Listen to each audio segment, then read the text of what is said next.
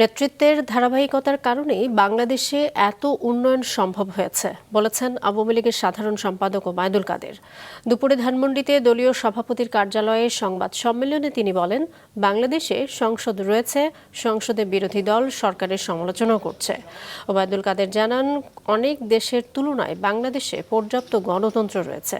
বর্তমান বৈশ্বিক জটিল অর্থনৈতিক পরিস্থিতিতে প্রধানমন্ত্রী শেখ হাসিনা আন্তরিকভাবে কাজ করছেন পরিস্থিতি সহনীয় রাখতে। মানি লন্ডারিং সহ যে কোনো ধরনের দুর্নীতি করে কেউই রেহাই পাবে না বলে হুঁশিয়ারি দেন তিনি।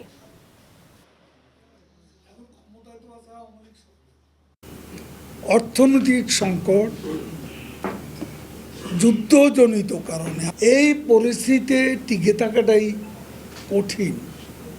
অর্থনীতির ব্যাপারটা খুবই জটিল বিষয়। আমাদের চেষ্টার, সরকারের চেষ্টা, বিশেষ করে প্রধানমন্ত্রী শেখ হাসিনা এই কাজগুলো প্রতিনিয়তই তিনি করে যাচ্ছেন।